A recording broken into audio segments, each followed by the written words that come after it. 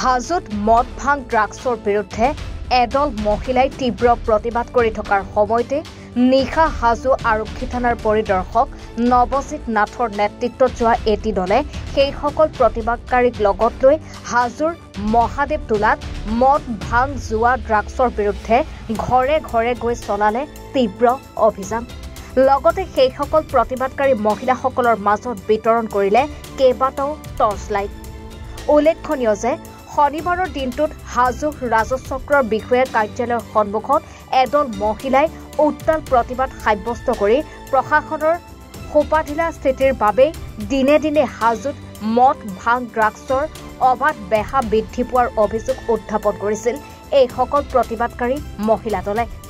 ইয়াৰ পিছতে প্ৰতিবাদকাৰী মহিলা দলটোৱে হাজো চক্ৰ বিষয়াক এক স্মাৰকপত্ৰ প্ৰদান কৰিছিল তীৰ্থনগৰী হাজোত হৈ থকা অবৈধ মদ ভাং ড্ৰাগছৰ কবলৰ পৰা উদ্ধাৰ কৰাৰ বাবে। ইয়াৰ পিছতে বাতৰি সম্প্ৰচাৰ হোৱাৰ ২৪ ঘণ্টা নহওঁতে এইসকল প্ৰতিবাদকাৰী মহিলাৰ ওচৰত প্ৰশাসনৰ লোক উপস্থিত হৈ উক্ত স্থানসমূহত চলালে তীব্ৰ অভিযান।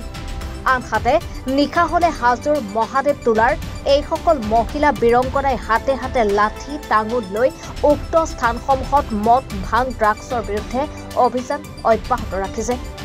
নিশাৰ ভাগত অভিযান চলাই থকা এইসকল বীৰংগনা মহিলাক হাজো আৰক্ষীয়ে কেইবাটাও টৰ্চ লাইট বিতৰণ কৰা দেখা পোৱা গ'ল। যোৱাকালি আমাৰ হাজো প্ৰশাসনে আমাৰ মহিলাসকলৰ লগত লগ হৈ কালি জোৰদাৰ এটা অভিযান চলালে আৰু এই অভিযানত সকলো আমাৰ ইয়াৰে যিবিলাক মানে স্থায়ী বেপাৰীবিলাক আছে, মদৰ বেপাৰী বা ড্ৰাগছৰ বেপাৰী, সকলোকে সকিয়নি প্ৰদান কৰিলে যাতে ভৱিষ্যতলৈ তেওঁলোকে তাৰমানে এই অনৈতিক কাৰ্যকলাপত বা অবৈধভাৱে এইবিলাক যি বেহা চলাই আছে এইবিলাক বেহা যাতে আৰু ভৱিষ্যতলৈ তেওঁলোকে নচলায় তাৰ বাবে তেওঁলোকক সকিয়নি প্ৰদান কৰিছে।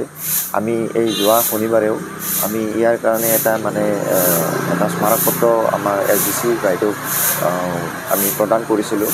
তাতে এনি ভাৰতে আমাৰ বাতৰিটো সম্প্ৰচাৰ কৰিছিল।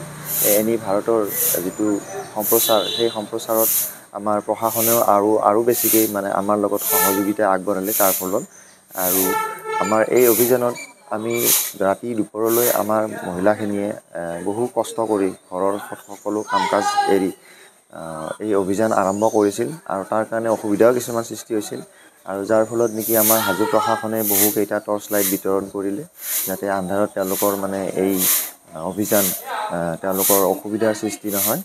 আৰু এই হিচাপতে আমি আমাৰ প্ৰশাসনকো আমি ধন্যবাদ দিছোঁ যি নেকি আমাৰ লগত আমাৰ মহিলাখিনিৰ লগত সজোৰে থিয় হৈছে আৰু আমাক সকলোকে সাহস দিছে।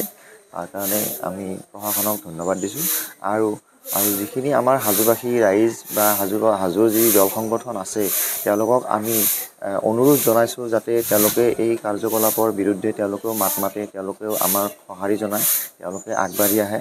আমাৰ এই পঞ্চতীৰ্থ পুণ্যভূমি যাতে আৰু ধুনীয়া হয় আৰু পৰ্যটনৰ স্থলী হৈ সকলোৰে মৰমৰ হয় হাজোখন যাতে খুবেই জনপ্ৰিয় হয় তাৰ কাৰণে আমি চেষ্টা অব্যাহত ৰাখিছোঁ।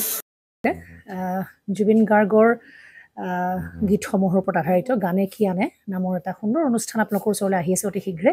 অহা 15 আগষ্টৰ পৰা ধেমাজিৰ পৰা প্ৰথম অডিশ্যন আৰম্ভ হ'ব আৰু সেই অডিশ্যনৰ যোগেদি বিভিন্ন কণ্ঠশিল্পীসকলে যিসকলে এই অনুষ্ঠানত যোগদান কৰিব বিচাৰে তেওঁলোকে এই অডিশ্যনৰ যোগেদি আগবাঢ়ি আহক আৰু জুবিন গাৰ্গৰ বহুত ভাল লগা গান আমি সদায় শুনি আহোঁ আৰু আপোনালোকৰ যদি ভাল লগা গান থাকে জুবিন গাৰ্গৰ আপোনালোকে গাই ভাল পায় তেন্তে অডিশ্যনত যোগদান কৰক। মোৰ ফালৰ পৰা আন্তৰিক শুভকামনা থাকিল এই সম্পূৰ্ণ অনুষ্ঠানটোলৈ। ধন্যবাদ।